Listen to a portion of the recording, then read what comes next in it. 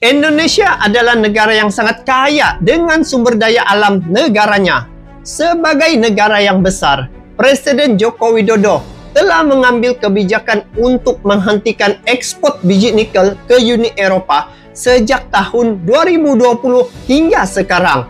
Dan kebijakan tersebut diambil dengan mempertimbangkan bahawa nilai ekspor akan lebih menguntungkan apabila biji nikel tersebut diubah menjadi komoditas yang lebih bernilai. Nah, bagaimanakah Indonesia mengatasi ancaman dari Uni Eropa setelah kebijakan larangan ekspor biji nikel telah mendapat protes yang keras dari Uni Eropa dengan mengugat Indonesia melalui World Trade Organization ataupun dikenali sebagai WTO. Nah, kalau pemimpin biasa-biasa rasanya sudah menurut kehendak WTO. Namun, apa yang saya lihat berbeza dengan Indonesia.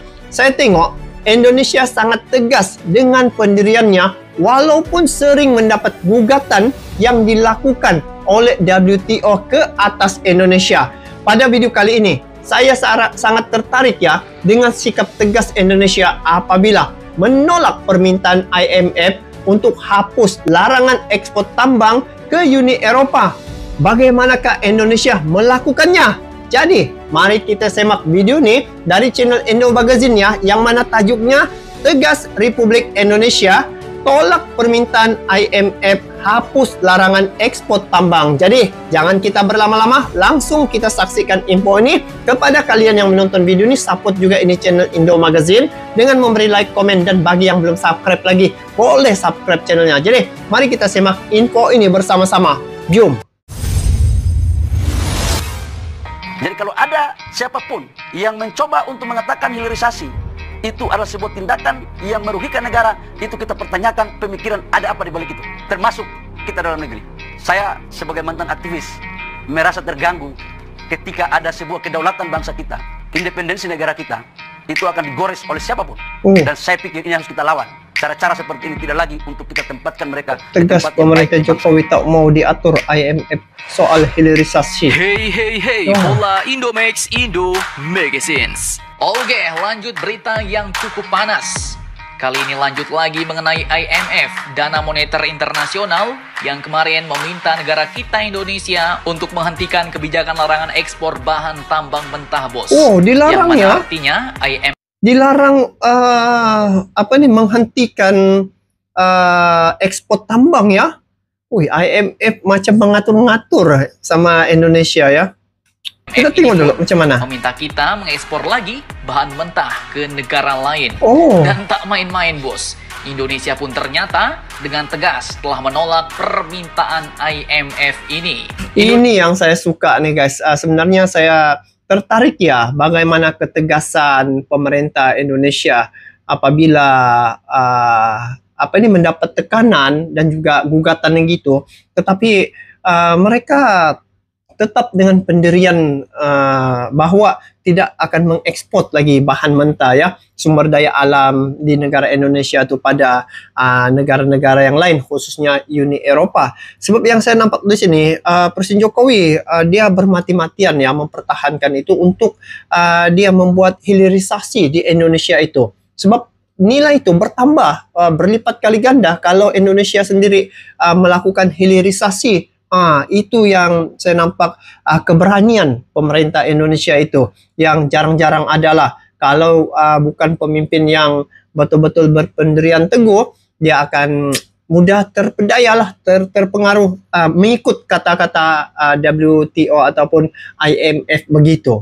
Mari kita lanjut guys, kita dengar dulu apa dia punya info seterusnya. Indonesia menyatakan bahwa NKRI tidak mau diatur-atur oleh IMF. Oh, ini baru betul. Apakah alasannya dan bagaimanakah pernyataan penolakan ini? Setelah ini kita bahas, bosku.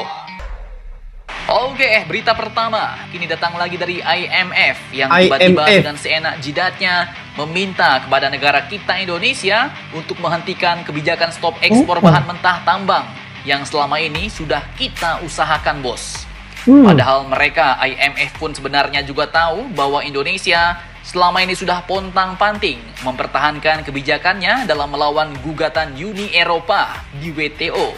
Admin kutip dari banyak sumber berita Oh, ini berikut. sumber-sumbernya ya. Menteri Investasi, yaitu Kepala Badan Koordinasi Penanaman Modal, Kepala BKPM, Bapak Bahlil Lahadalia banyak pun nih info baru-baru ya. ini menegaskan bahwa pemerintah Indonesia berkomitmen untuk terus menggenjot kebijakan hilirisasi di dalam negeri, bos. Ini yang saya rasa kebijakan yang harus dicontohi.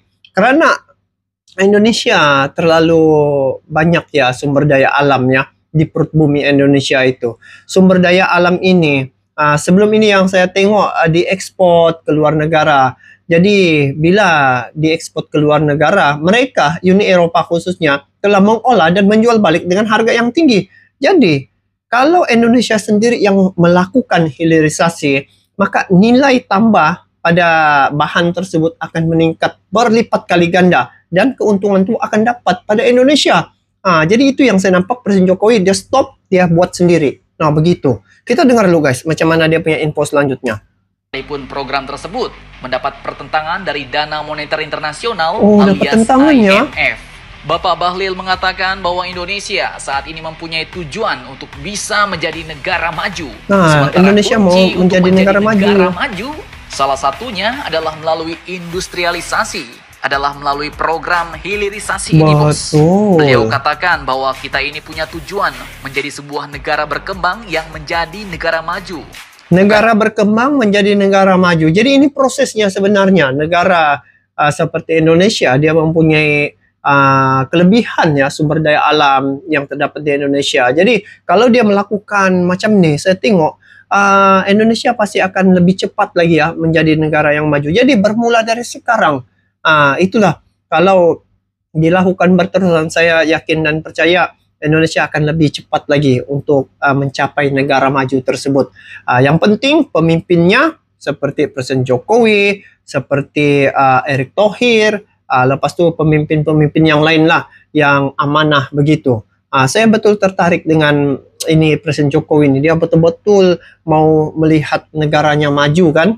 Jadi dia melakukan perkara itu dengan penuh wibawa lah saya tengok. Dia itulah proses hilirisasi. Tidak lagi ekspor ke luar negara, malah buat di dalam negara saja, dan itu boleh mendatangkan peluang pekerjaan sama rakyat Indonesia. Ayo kita lanjut guys. Dan hanya dari pendapatan per kapita, itu hanya satu syarat, bos. Tapi syarat lainnya adalah industrialisasi. Ujar beliau saat konferensi pers 30 Juni 2023 kemarin, bos. Nah, satu lagi perlawanan yang cukup sangar. Sepertinya kini, geng-geng pemerintahan kita Indonesia pun semuanya sangar-sangar, bos. Semuanya melawan jika ada yang mengusik kedaulatan dan kepentingan negara Indonesia. Mulai dari Menteri Pertahanan, Menko Marves, Menko Polhukam, Kepala BKPM, Menteri PUPR, Menteri Keuangan, Menteri Luar Negeri, Menteri Ekonomi, dan lain-lain, semuanya sangar-sangar dan aktif-aktif. Nah, balik lagi ke pembahasan, bos.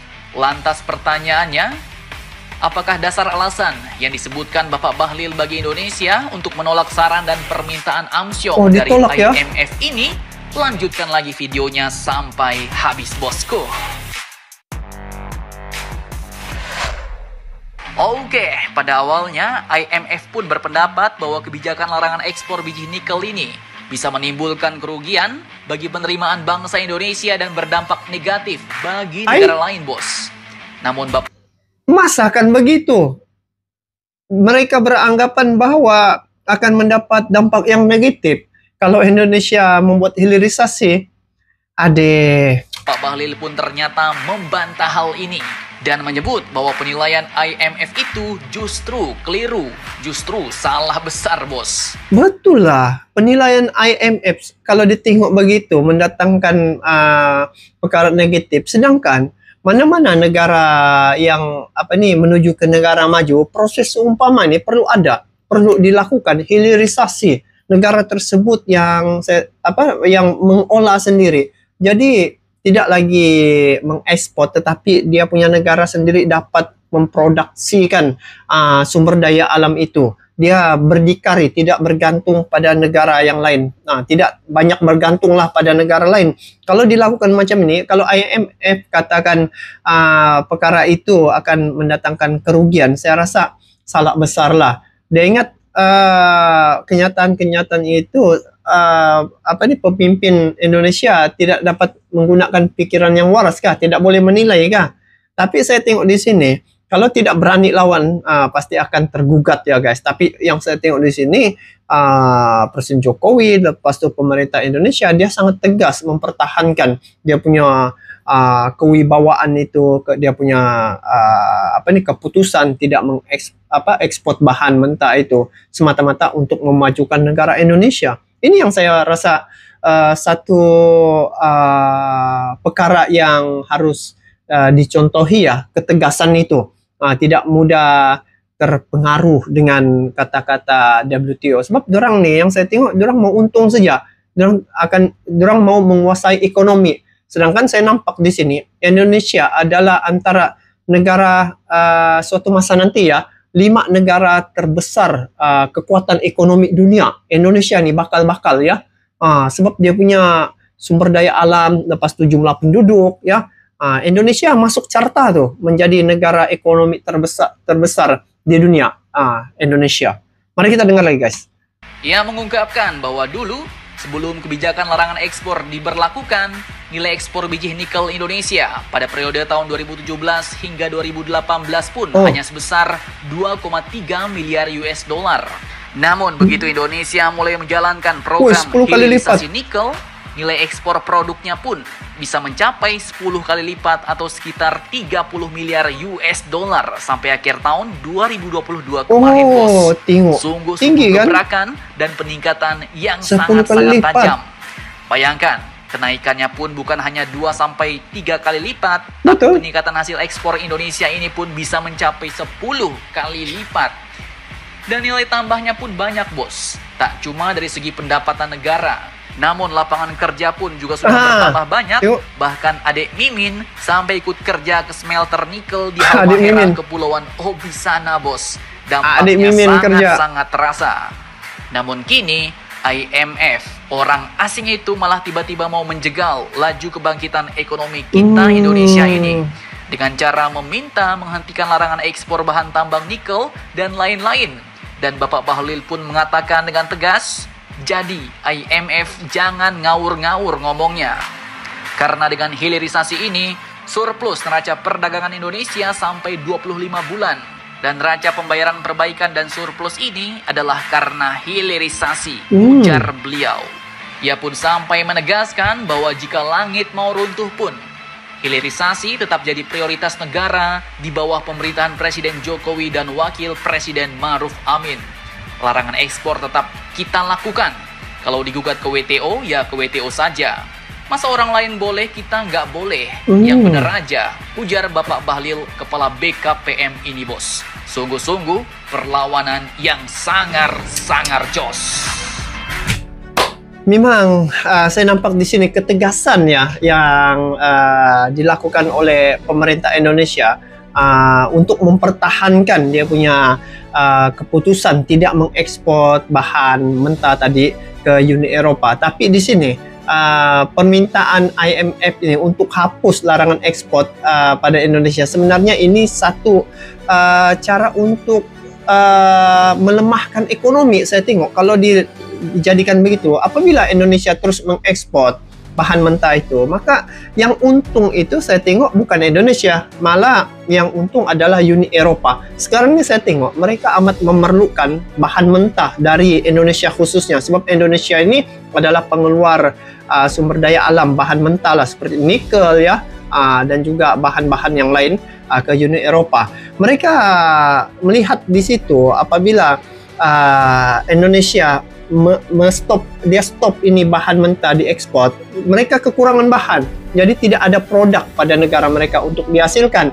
Jadi apabila dia minta hapus larangan ekspor ini satu politik yang saya rasa tidak masuk akal lah. Orang yang budak-budak pun mungkin anak kecil pun dapat berpikir ya, mana untung mana rugi. Kalau Indonesia mengikut cara IMF ini, pastinya Indonesia akan lambat ya untuk menjadi negara maju. Tetapi saya nampak di sini kebijakan yang dilakukan oleh pemerintah Indonesia berserta dengan dia punya para jemaah menteri ya dapat menilai dengan waras, melihat peluang untuk Indonesia menjadi negara maju itu bermulanya daripada proses hilirisasi. Dan apabila melakukan hilirisasi, banyak perkara-perkara yang akan dapat manfaat pada Indonesia ya. Pertamanya dari segi tambahan nilai daripada bahan mentah itu ya. Dan untuk menjadi negara maju dia bermula dari sekarang dan menjadikan negara itu disegani dan dihormati apabila mempunyai kedudukan ekonomi yang kukuh dan mempunyai kestabilan politik yang mantap ya. Jadi saya tengok di sini dari segi kepimpinan yang dilakukan oleh Presiden Jokowi memang seiring ya dengan perjalanan Indonesia menjadi negara yang maju suatu masa nanti. Jadi bagi pandangan saya ketegasan Republik Indonesia untuk tolak permintaan IMF untuk hapus larangan ekspor itu memang ketegasan untuk menolak itu memang satu tindakan yang bijak demi untuk meningkatkan nilai negara Indonesia itu dan memberi peluang pada masyarakat Indonesia untuk mendapat pekerjaan apabila wujudnya hilirisasi di Indonesia. Jadi jangan dengar cakap ini IMF karena dia tidak mau ekonomi Indonesia ini berkembang. Saya tengok malah dia mau sumber daya alam itu semua diekspor, sebenarnya begitu. Tapi inilah kebijakan kepimpinan Indonesia apabila dia menolak permintaan IMF itu untuk hapus larangan ekspor tambang nih ya. Jadi itulah pandangan saya, semoga Indonesia kekal dengan dia punya pendirian, dengan dia punya kewibawaan, dengan dia punya matlamat untuk menjadi negara yang maju. Dan saya tengok sekarang nih proses hilirisasi begitu pesat ya berlaku di Indonesia. Nah, jadi bagaimana pula pandangan kalian terkait dengan perkara ini? Nanti kalian komen di bawah. Sampai jumpa lagi. Assalamualaikum warahmatullahi wabarakatuh.